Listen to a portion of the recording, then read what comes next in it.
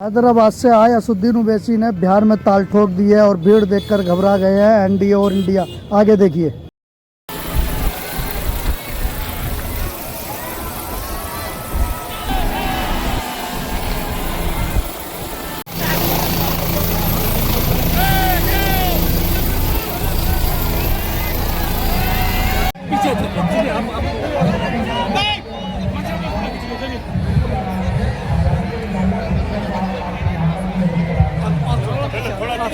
पीछे भाई वहाँ चलो लग जाएगी।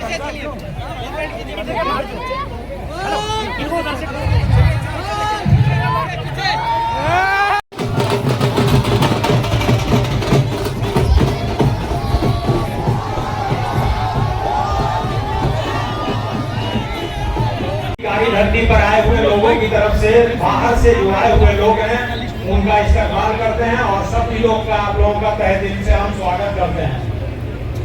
शुरू से आजादी के पहले से जब पारण की ये धरती भारत को एक नया दिशा देती हुई चली आ रही है। आज भी पूरे हिंदुस्तान में अगर किसी एक दो सीट की खास चर्चा हो रही है तो वो इस ढाका सीट की चर्चा हो रही है कि देखें MIM पार्टी जो कहती तो है कि हक और इंसाफ की हम लड़ाई लड़ने वाले हैं, तो उसमें उन्होंने जो उम्मीदवार बनाया है भाई राणा रणजीत भाई को, उसका लोग साथ कैसे देते हैं।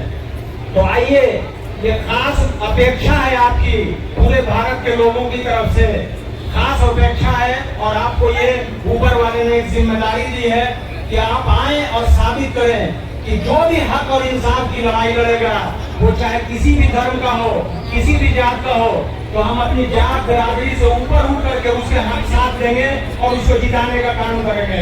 तो भाई आज भी इस मुल्क में सभी लोगों का हिस्सा है और जो लोग हाशिए पर रह गए हैं इस विकास की दौड़ में, उनके हक और इंसाफ की लड़ाई कोई आवाज उठा रहा है तो वो MIM पार्टी है जिसके उम्मीदवार है भाई राणा रणजीत। और एक बात जान लीजिए कि मशहूर शेर है कि सभी का खून है यहाँ की मिट्टी में और किसी अकेले का हिंदुस्तान थोड़ी है, और इसी तरह से यहाँ के तरक्की पर भी सभी का समान अधिकार है। तो आइए और भाई राणा रणजीत के हाथों को मजबूत करें। धन्यवाद। जय हिंद, जय ढाका। मोअज़्ज़िज़ हाज़रीन इकराम, बुजुर्गान कौम और मिल्लत, मेरी इज़्ज़तदार माँ और बहनों, मेरे गयूर नौजवान साथियों, यहाँ पर मंच पर तशरीफ फरमा मजलिस इत्तेहादुल मुस्लिमीन MIM पार्टी के उम्मीदवार राणा रणजीत सिंह साहब, नसीम अख्तर साहब, परवेज आलम साहब, डॉक्टर समीउल हक साहब, ओवैस इंजीनियर साहब, डॉक्टर असमत आलम, इलेक्शन के इंचार्ज जनाब अरविंद सिंह साहब, बाब नारायण पासवान साहब, उदय सिंह साहब जो हमारे भाई राणा रणजीत सिंह साहब के ससुर हैं, और तमाम मजलिस के जिम्मेदारान, मैं सबसे पहले आप तमाम का शुक्रिया अदा करता हूं कि आपने अपना कीमती वक्त निकालकर आज आप राणा रणजीत सिंह की इलेक्शन मीटिंग में आप आए और इतनी बड़ी तादाद में आप लोगों का यहाँ पर जमा होना यकीनन इस बात का पैगाम देता है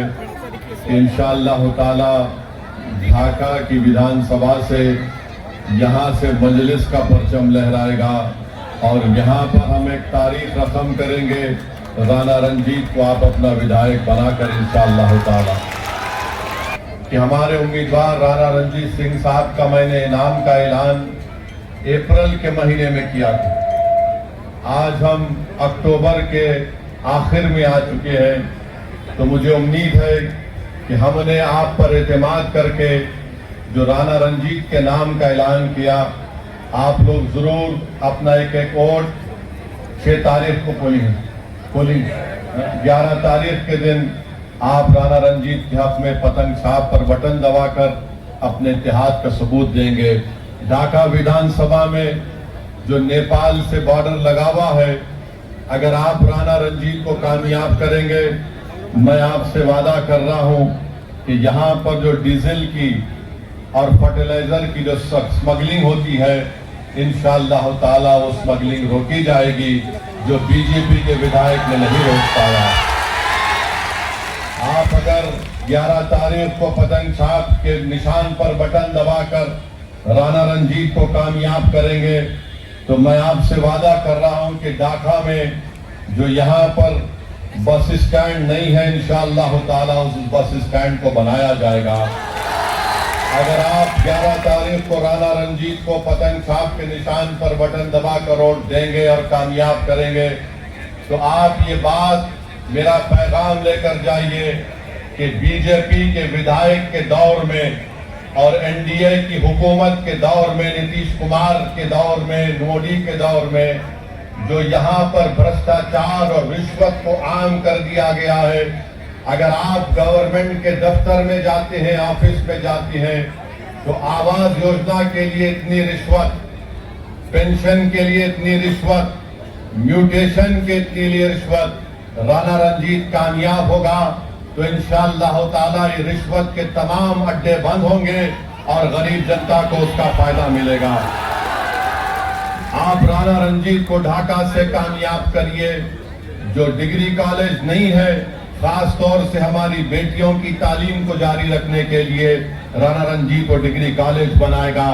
बिहार की ट्रांसपोर्ट की बसेस नहीं है और उसी वजह से हमको और आपको छोटे छोटे सफर को तय करने के लिए प्राइवेट गाड़ियों में 40 से 50 रुपए देना पड़ता है। अगर विधायक होगा राणा रंजीत तो इंशाअल्लाह ताला गवर्नमेंट की बसें ढाका की रोड पर चलेंगी। जो ढाका और लोहाका में जो रोड का काम पीएमजीएसवाई में रुका हुआ है, वो इंशाअल्लाह दोबारा शुरू होगा। जो ढाका और सुगौली की उस रोड पर हमेशा पानी जमा हो जाता, जिसमें मार्केट में जाने से आपको तकलीफ होती है, इंशाअल्लाह वो काम पूरा किया जाएगा। बहरवा में, हरपुर में, नाग में, नैनाहा में और परसौनी में जो रोड नहीं है, ये बीजेपी के विधायक की नाकामी का एक खुला सबूत है। जो रोड नहीं बना सका और आज आकर रोड का मुतालबा ढाका की जनता से कर रहा है। आप राणा रंजीत को कामयाब करिए। यहाँ का नौजवान पलायन करता है। मैंने खुद अपनी आंखों से देखा कि बंबई में जो लोग बैग बनाते हैं, ऐसे 25,000 ढाका के नौजवान अपनी माँ और बहन और अपनी बीवियों को और अपने नौजवान बच्ची और औलाद को छोड़कर अपना पेट काटने के लिए, अपने घर में चिराग जलाने के लिए वो बच्चे वो मुंबई में जाकर बैग बनाते हैं। यहाँ पर इंडस्ट्री खोली जा सकती है। शर्त यह है कि आपके विधायक में इखलास हो, जो हुकूमत से लड़कर यहाँ पर इंडस्ट्री बनाए। ये काम इंशाअल्लाह ताला राणा रंजीत करेगा। ढाका का नौजवान पंजाब की खेतों में काम कर रहा है। अरे तुम तो गांधी के साथ नहीं थे, तुम अंग्रेजों की नमक हलाली कर रहे थे और हम वतन से मोहब्बत के मजारे कर रहे थे, आप ये बोलते हैं। और दूसरा ये है कि अमित शाह बार बार बोलते हैं नहीं घुसपैठी को निकालेंगे। अरे घुसपैठी कहाँ है? 65 लाख नाम तो इलेक्शन कमीशन ने निकलवा दिए, फिर और 3.5 लाख नाम निकाल दिए। कितने घुसपैठी निकले? दो। अमित शाह, मोदी, हम आपको कह रहे हैं, घुसपैठी दिल्ली में बैठी है। घुसपैठी दिल्ली में बैठी है, जिसको बांग्लादेश की जनता ने उखाड़ कर फेंक दिया। मोदी ने कहा आ मेरी बहन, उस घुसपैठी को निकालो मोदी जी। बिहार में कोई घुसपैठी नहीं है। अगर है तो फिर अमित शाह क्या कर रहे हैं? गृह मंत्री आप हैं, बीएसएफ आपके पास है, सीमा की पुलिस फोर्स आपके पास है, इंटेलिजेंस आपके पास है। बिहार में 20 साल से नीतीश कुमार की सरकार है। अरे बाबा, इसके बावजूद भी तुम चूहे को नहीं पकड़ सके तो चेन से क्यों पूछ रहे हो? हमको पूछ रहे हैं। हम चूहों का शिकार नहीं करते। सुन लो अमित शाह, घुसपैठी आ गया, घुसपैठी आ गया। अरे तुम गृह मंत्री हो, मैं थोड़ी हूं, राणा रणजीत थोड़ी है।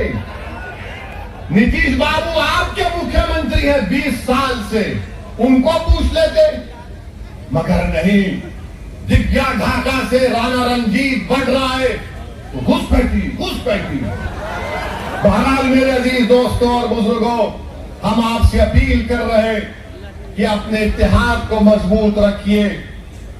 ढाका को विकास कराना है, ढाका के किसानों से इंसाफ कराना है। तबाह और बर्बाद हुई फसल लाकर किसानों ने हमको दिया, अल्लाह ही जानता है उनके दिल पर क्या गुजर रही होगी कि आज उन्होंने अपनी फसल जो बर्बाद हो गई उसको लाकर दिया। जो 20 साल से सरकार किसानों से इंसाफ नहीं कर सकी, उनके आंसू को पोष नहीं सकी, उनकी आमदनी में इजाफा नहीं कर सकी, जो भ्रष्टाचार को आम कर दिया। मोदी कहते ना खाऊंगा ना खाने दूंगा, मगर बिहार में जितना लूटता है लूट लो।